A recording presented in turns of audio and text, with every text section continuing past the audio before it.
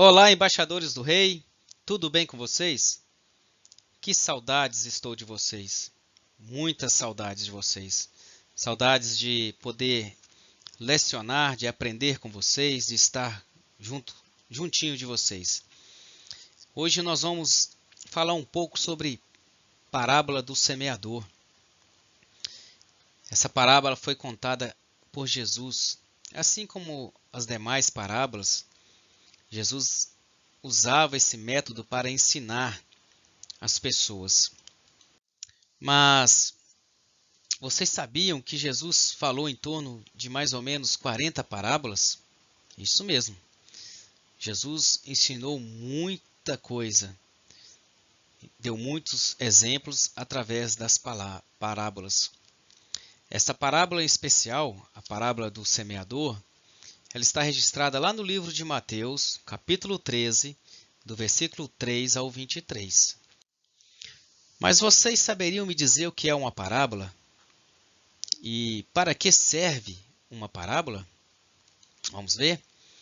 Parábola é uma história breve, não é mesmo? Uma história curta, baseada em cenas reais ou acontecimentos da natureza e da vida humana, e que geralmente contém uma aplicação moral. O que isso quer dizer? É uma história curta que tem o objetivo de ensinar alguma coisa para nós, de ensinar verdades para nós, para que nós possamos então crescermos espiritualmente, amadurecermos como pessoas. É isso que é uma parábola. E Jesus então falou através de parábolas. Então hoje nós vamos conhecer a parábola do semeador e aprender que o nosso coração tem que estar preparado para receber a palavra, para receber a semente do reino de Deus. Vamos então? Preparados? Então prestem atenção, ok? Quando Jesus pregava o evangelho do reino dos céus, ele nem sempre encontrava um público tão receptivo. Ele nem sempre encontrava pessoas que queriam ouvir o que ele tinha para dizer. Mesmo quando Jesus fez tantos milagres, muitas pessoas não se arrependeram. Outras pessoas tentaram enganá-lo, para então terem motivos para acusá-lo de alguma coisa. E foi por isso que Jesus então falava através de parábolas, ensinava publicamente através de parábolas.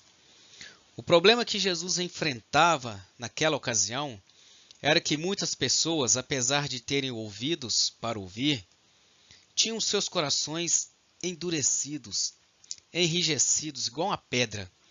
E a palavra de Deus não entrava naqueles corações. Para ilustrar este problema do coração endurecido, Jesus contou uma parábola em especial, que veio a ser conhecida como a parábola do semeador. O valor desta parábola se torna mais evidente à luz da explicação do próprio Jesus Cristo. Por ela podemos ver como realmente somos no nosso interior, no que diz respeito ao modo como recebemos a palavra em nossa vida. Então vamos para a explicação da parábola e a leitura da parábola. Eis que o semeador saiu a semear. E ao semear uma parte caiu à beira do caminho, e vindo os pássaros, as aves, a comeram. Outra parte caiu em solo rochoso, onde a terra era pouca, e logo nasceu.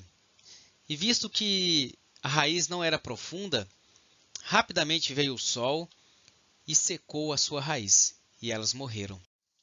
Outra caiu entre os espinhos, e os espinhos cresceram e a sufocaram. Outra parte, graças a Deus, não é mesmo? Caiu em boa terra e deu fruto. Árvores que deram frutos de 100, de 60, de 30, frutificaram, deram muito frutos. Graças a Deus que nesses 4 tipos de solos, a palavra do Senhor frutificou em um desses solos. O que seria então a semente? Não é mesmo? A semente nada mais é que a palavra do reino de Deus. É a própria Escritura, É tudo aquilo que está escrito ali na Bíblia. É a palavra. É considerado a semente. É o elemento importante da pregação dos apóstolos. Não é mesmo? Isto é a semente. É a palavra do Senhor. E os tipos de solos? Aqui que vem o grande ensinamento para as nossas vidas. A parábola conta que as sementes caíram em 4 tipos de solos diferentes. À beira do caminho, o solo rochoso, entre os espinhos e a boa terra. Então vamos entender um pouco o que isso quer dizer? Como aplicar isso em nossas vidas? Vamos lá. O primeiro solo, à beira do caminho. Este solo representa aquele que ouve e não entende a palavra. Muito provavelmente, estes são os que endurecem o coração até mesmo para ouvir a palavra do Senhor. As aves, então, representam o maligno, o diabo, que vem e retira a palavra do coração endurecido, que arrebata, que retira a palavra do coração endurecido. Sua condição, portanto, é de estar cego para o Evangelho pela ação do diabo. Que triste, não é mesmo?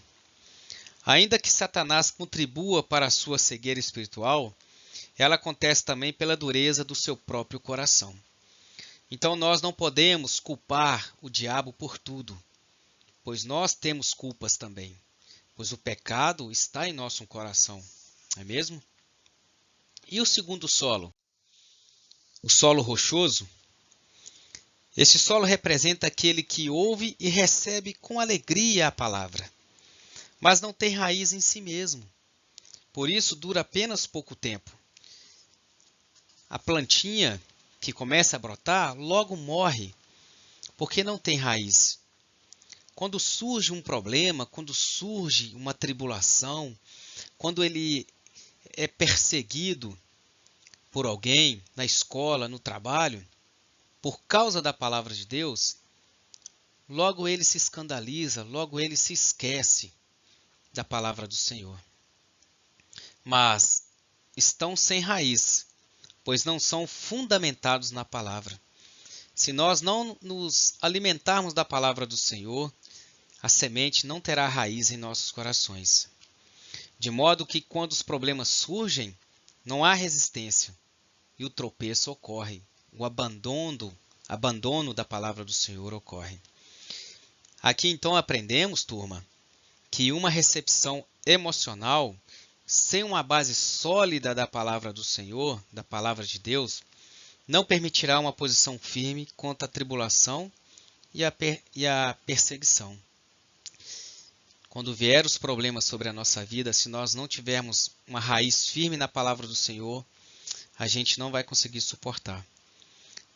O terceiro solo, as sementes que caíram entre os espinhos. Este solo representa aquele que ouve a palavra, mas cuja capacidade de dar frutos é sufocada pelos cuidados deste mundo, pela sedução das riquezas, pelos prazeres da vida.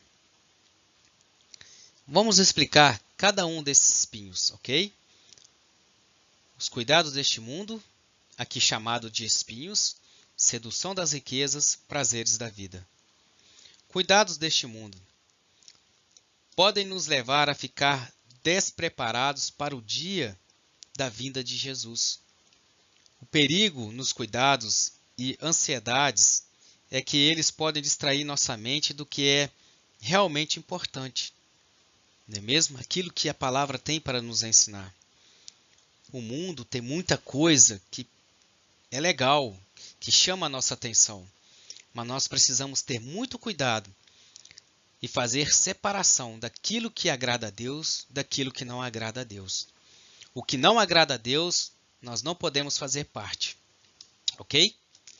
Sedução das riquezas. Este perigo é descrito lá no livro de Timóteo, no capítulo 6, 1 Timóteo, capítulo 6, do versículo 9 a 10. Mais uma vez, o perigo das riquezas é que ela desvia nossa atenção para longe de Deus, fazendo-nos sentir autossuficientes. A gente se sente um super-herói, não é mesmo? E os prazeres da vida? Esses envolvem os prazeres da carne em especial, para desviar nossa mente das coisas do Espírito. É isso que Paulo fala. A gente precisa produzir frutos, os frutos do Espírito Santo, e não produzir frutos da carne. Não é mesmo? Ele nos adverte seriamente isso. O que se semeia na carne é impossível colher no Espírito. Então nós precisamos abandonar mentira, fofoca, não é mesmo? Nós precisamos obedecer os nossos pais, obedecer os mais velhos, respeitar, amar o próximo. Então tudo isso são frutos do Espírito Santo: a alegria, o amor, domínio próprio, benignidade, longanimidade, mansidão. São frutos do Espírito que nós precisamos cultivar em nossos corações. E o quarto solo? Vamos ver? O quarto solo é aquela semente que caiu à beira, que caiu na terra boa, né? A terra fértil, uma terra boa para produzir frutos. Este solo representa o quê? Este solo representa aquela pessoa que ouve a palavra e a compreende.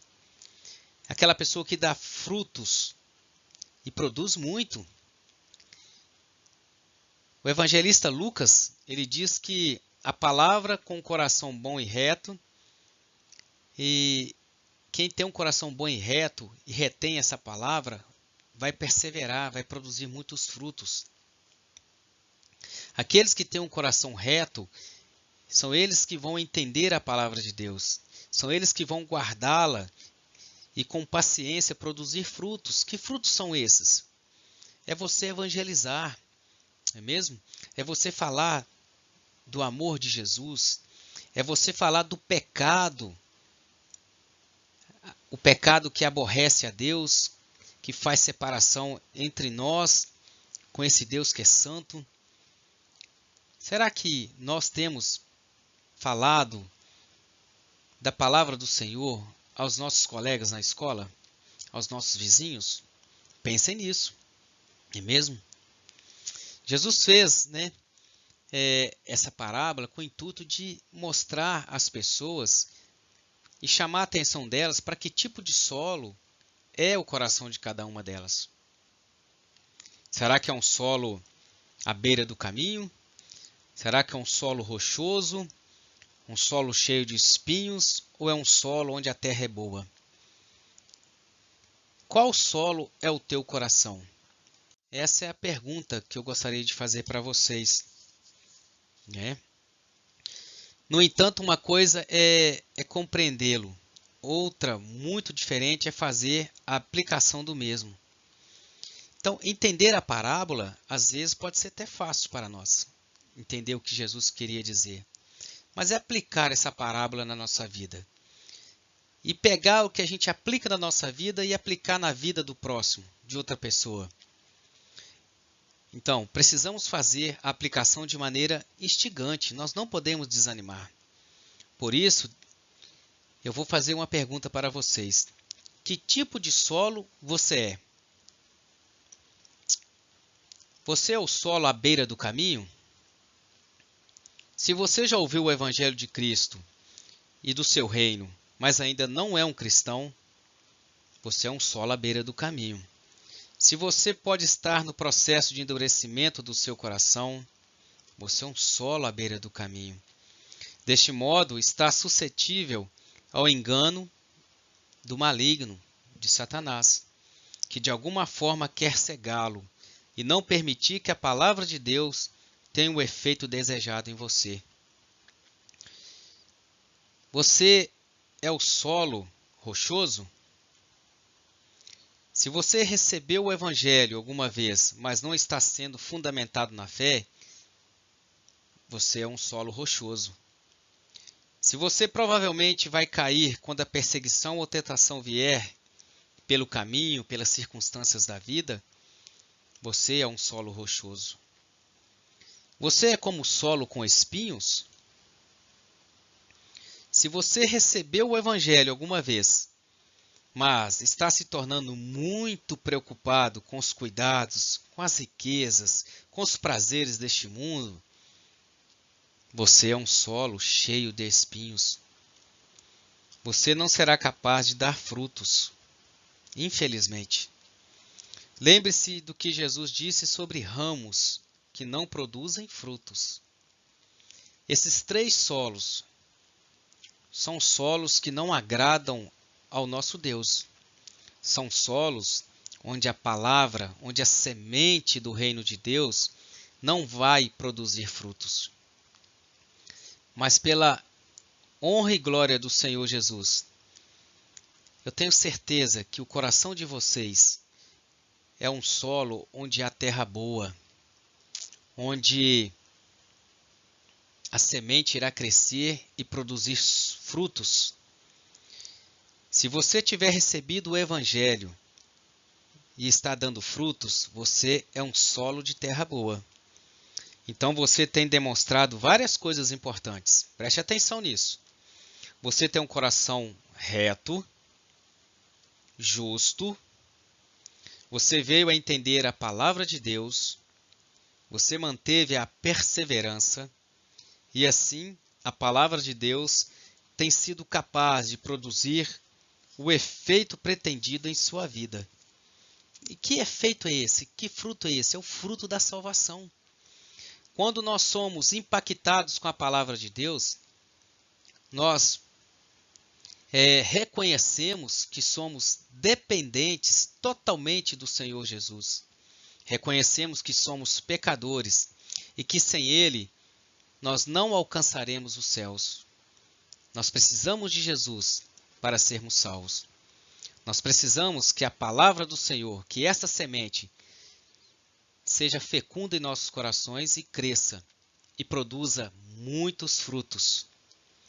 Então pense bem, que tipo de solo é o seu coração? Você é o solo à beira do caminho? Você é o solo rochoso? Você é o solo cheio de espinhos? Ou você é o solo onde é uma terra boa e fértil? Reflita sobre isso essa semana. Leia a parábola do semeador juntamente com seus pais e pense nisso. Que tipo de solo é o meu coração? Quando Jesus terminou de contar sua parábola do semeador, ele clamou: quem tem ouvidos para ouvir, ouça. É evidente, a partir da explicação do próprio Jesus, que nem todos realmente ouvem. Nem todos ouvem a palavra. É importante que nós escutemos bem quando a palavra de Deus é proclamada, é falada, é pregada, porque é o modo como a fé é obtida. A Bíblia diz que a fé vem ao ouvirmos a palavra do Senhor. Como você tem ouvido esta parábola de Jesus e sua explicação? Se você é outra coisa que não seja boa terra, você precisa arrepender-se hoje. Você precisa preparar o seu coração para receber a palavra do Senhor, para que assim você possa compreender a sua condição de pecador e se voltar e crer que Jesus é capaz de salvar, de restaurar, de dar uma nova vida. Que Deus abençoe cada um de vocês, que o Senhor possa estar sempre nos abençoando. E eu gostaria de convidar você que abaixe sua cabeça, feche os seus olhos para que nós possamos orar. Santo Deus eterno Pai, em nome do Senhor Jesus, nós te agradecemos, meu Deus, por este estudo, onde veio a falar aos nossos corações, fazer com que nós meditemos e refletimos em qual solo é o nosso coração. Senhor, trabalha em nós através da Tua palavra. Nos dê um coração reto, justo, fértil para receber a palavra do Senhor, receber a semente e para que essa semente cresça e produza muitos frutos para a honra e glória do Senhor. Abençoe, ó Deus, cada aluno, cada família. cada irmão em Cristo que está neste mundo afora. Muito obrigado por tudo, Senhor. É a nossa oração, em nome e por amor do Senhor Jesus. Amém. Um forte abraço em todos vocês, fiquem com Deus e até o próximo estudo. Um abraço.